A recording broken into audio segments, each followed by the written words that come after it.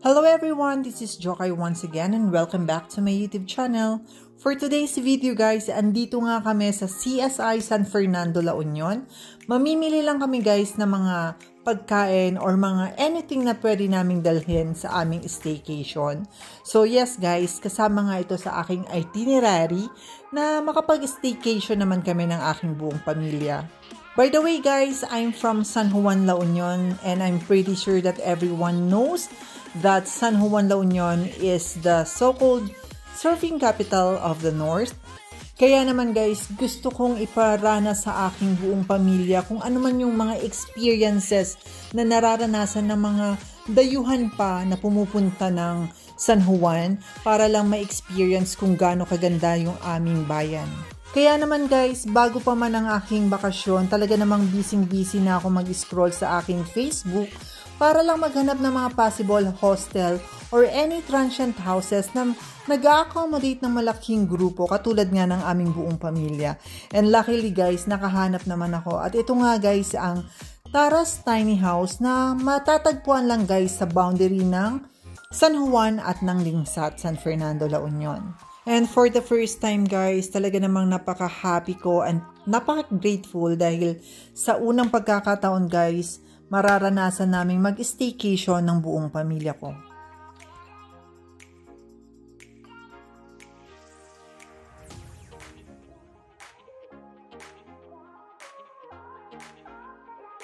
Andito na nga kami guys sa Tara's Tiny House at ito ipapakita ko sa inyo ang unang room. So kung mapapansin nyo guys, may dalawang bed na talaga namang malaki at komportable naman guys dahil talagang napakaraming bed per room. Meron siyang dalawang room at talaga namang perfect para sa amin to dahil 13 people kaming lahat at alam ko lahat kami magkakasya dito dahil hindi lang bukod sa dalawang bed, meron pang double deck. Ayan guys, ito pa lang yung unang room na ipapakita ko sa inyo.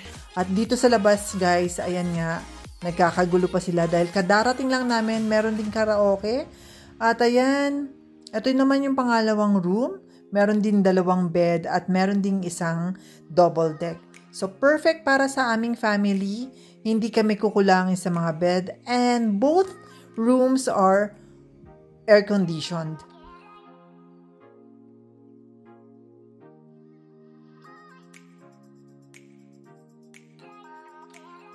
So, itong area na to guys ay dining na nga at nandito na rin ang kusina. Ayan guys, mapapansin nyo, masyado silang busy sa pagpe-prepare ng aming food. At ito naman ang kanilang toilet. At ayan naman yung door palabas. So, ito nga guys ang dining at nandito na rin guys ang video okay. So, pwede nang magkantahan na after kumain. At habang busy nga guys ang iba sa pagpe-prepare ng aming makakain, ito namang aming mga babies guys, hindi rin naman talaga nagpahuli. Busy rin sila sa paggulong-gulong sa bed dahil na-miss talaga nila guys ang aircon. So sobrang init din talaga ng panahon. Kaya naman guys, tuwang-tuwa sila nung makatikim ng aircon dahil mga aircon babies ang mga ito guys. Kaya ayan, walang ginawa kundi gumulong ng gumulong.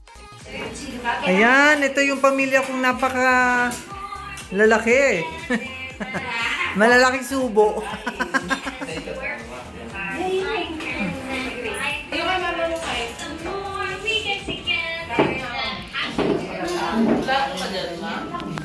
Ha?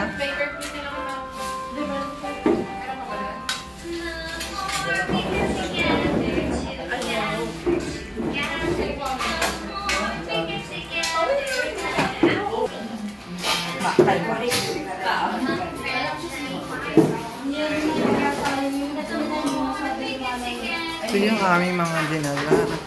Meron kaming dala na ayan, yung pagkain namin.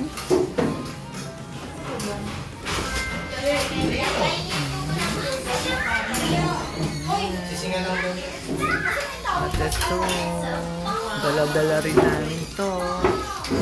Ayan, at bukod dyan, meron kaming dalang mga chichirya at mag-barbecue kami mamaya. Pogi. Sinong pogi?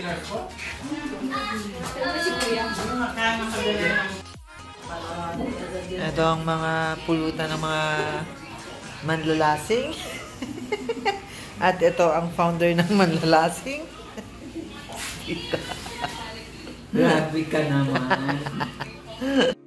Hello guys! So, mabuhay. So, andito pala yung mga family ko. So, isa-isahin ko siya. Ito yung top vlogger natin.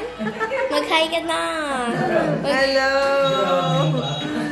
Okay, ito naman si... Okay, ito si... Hello, si Ganda. Si Lola Gunda.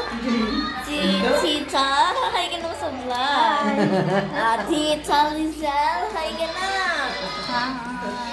Okay, so andito ako. Sila nanay, dito pa pala sa side. Tatay, hi ka naman na. Hi!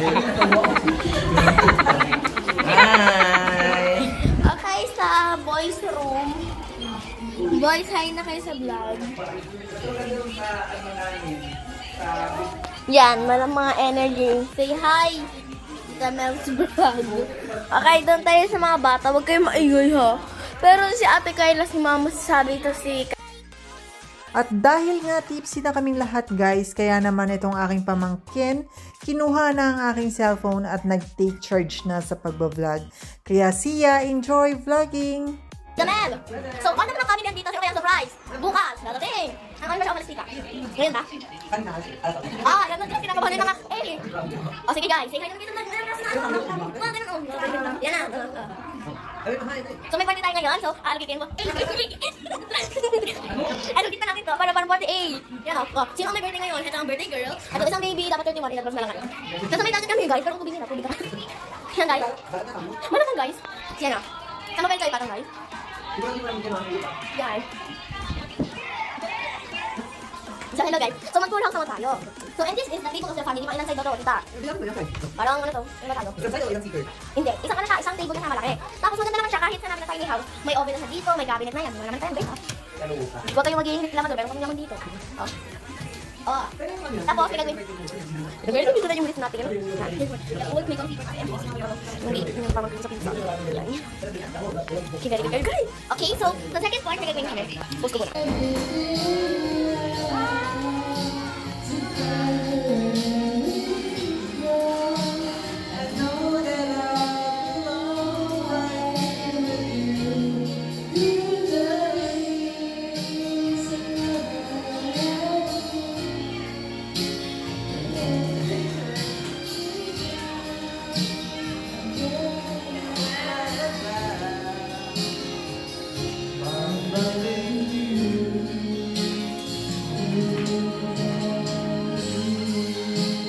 Hello guys! Pangalawang araw na nga namin dito sa aming transient house na nabook.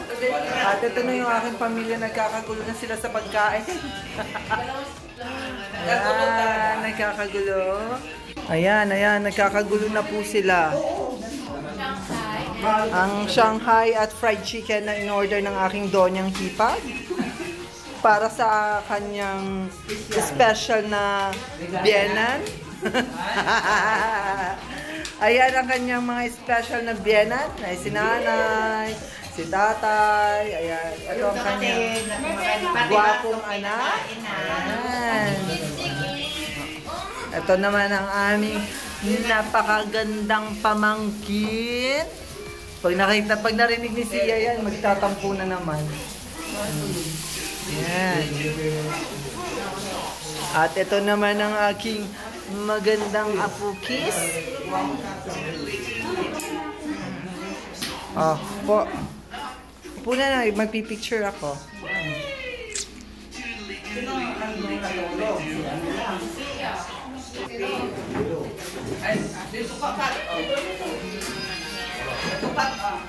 Sige po.